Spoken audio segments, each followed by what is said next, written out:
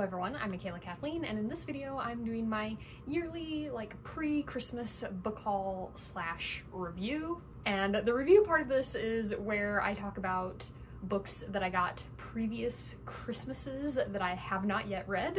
And we're not doing too bad this year, but also not great. I've got 6 books to talk about, but 2 of them are cookbooks, so they don't really count.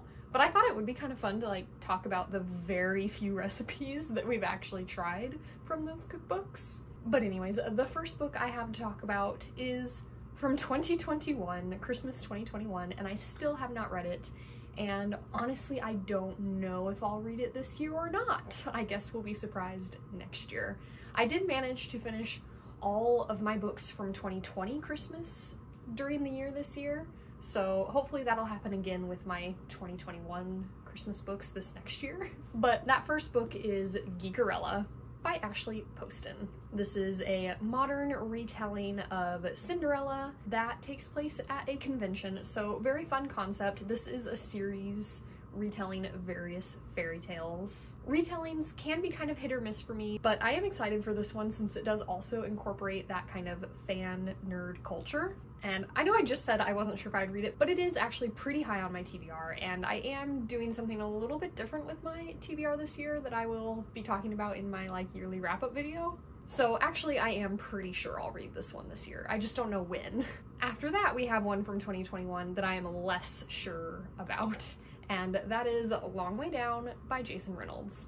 This is a story told in poetry, told in verse, that takes place in the course of a single elevator ride, and our main character is having to make a very important decision on this elevator ride. So it's a very intriguing concept, and I am excited for it, but it's on the book cart, but it's not at the top of the book cart. So I don't know, we'll see if I get to this one this year or not. I am going to try to prioritize it. And then finally, the last book that I got Christmas 2021 was Every Last Word by Tamara Ireland Stone. And this one is just a cute little rom-com as I understand it.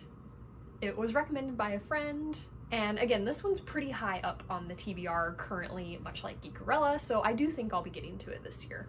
Again, it's just a matter of when. And then finally, I only have one real book that I got for Christmas 2022 that I have not read yet, and that is Mercury Pictures Presents by Anthony Marra. I had started listening to the Barnes & Noble podcast last year, and this was one of the episodes I listened to, and the concept sounded pretty cool. It is historical fiction about Hollywood during World War II, when Hollywood was kind of helping with the war efforts. And this one is deep on my TBR. It is in the closet, so unless my new TBR system happens to pull it out from deep in the depths of my TBR, I don't think I'll be getting to this one this year.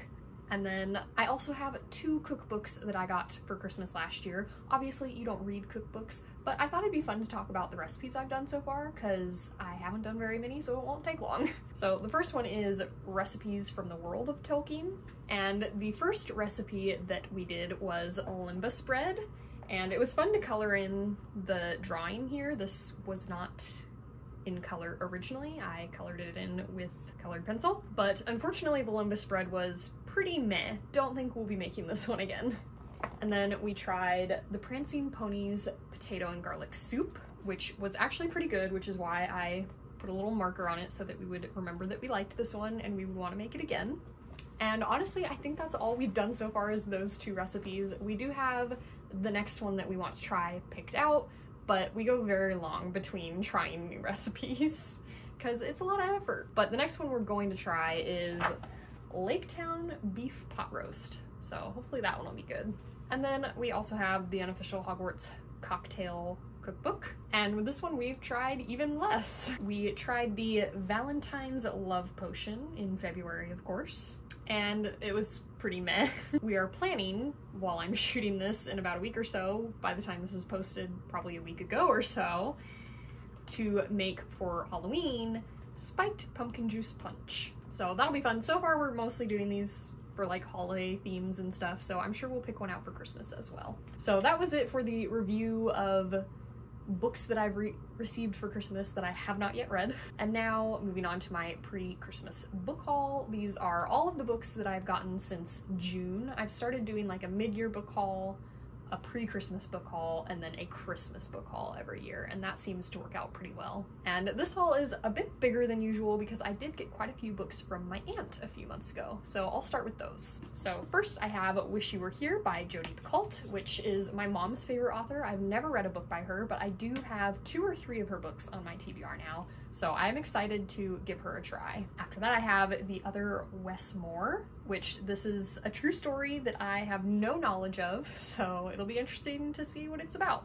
After that, I have Apples Never Fall by Liane Moriarty. I did watch the spin-off series of one of her books. Big Little Lies, I think is the one. There was a whole spate of TV shows around that time that were based on various authors' books that were kind of a similar vibe, like Little Fires Everywhere, Big Little Lies, etc. And I watched quite a few of those and I did enjoy them, so I'm excited to read one of her books. After that, I have Claire of the Sea Light by Edwidge Danticat, which is about a young girl who goes missing in Haiti. Seems to be a bit of a literary fiction mystery situation, so not in my wheelhouse, but still excited to give it a try since my aunt enjoyed it. After that, I have The Last Flight by Julie Clark, and this is just a straight up thriller mystery, I believe, in which 2 women meet in an airport and for their own reasons decide to swap flights with each other in order to sort of escape a situation. So again, thriller mysteries, not usually my wheelhouse, but I do like to try them occasionally, so. And finally from my aunt, the one that is the most exciting for me is The Mutual Friend by Carter Bays. And this is pretty much exclusively the most exciting one for me because the author is one of the creators of How I Met Your Mother, which is a sitcom that I loved. So I'm really interested to read a book by him. So moving on from the books that my aunt gave me, I have a few books that I got from bookstores. First, from the sale section of Books A Million, I got Take Me Home Tonight by Morgan Matson, and I picked it up because it looked like a fun, cute rom-com. I thought it was fun that it was named for the song. The song immediately pops into your head when you see the title, so I picked it up because it was cheap. And then from Barnes & Noble in the buy one get one half off section, I got The Firekeeper's Daughter, which really blew up on BookTube a few years ago and is of course a Prince Award winner. So that, combined with it being on sale, it was an immediate pickup. And then with it, I got Highly Suspicious and Unfairly Cute, which just looked unfairly cute. Next, I did get a book recently from a free little library, and that was Disclosure by Michael Crichton, and I picked it up because Michael Crichton. I've read Jurassic Park by him, of course. Really loved the first one, second one just okay, and then now I have this one and one other book by him on my TBR. Next, my husband picked up, but I will show it off because I do plan to read it, Gallant by V.E. Schwab.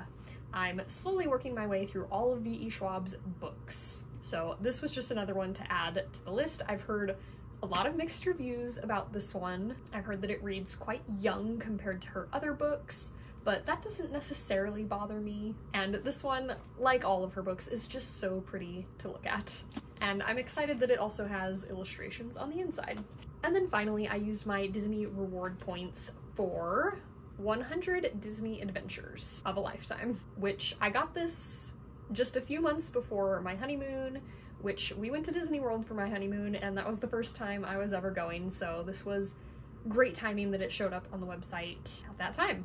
And we've read most of it. We were trying to get it all done before the honeymoon, but we did not succeed.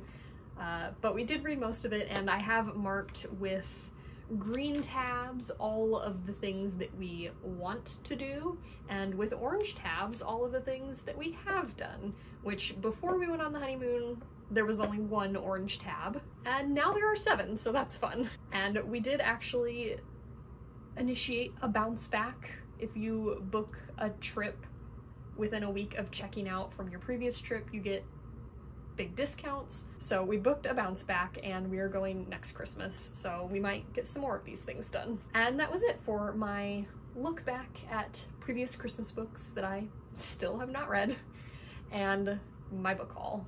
I hope you enjoyed watching. Remember, words matter.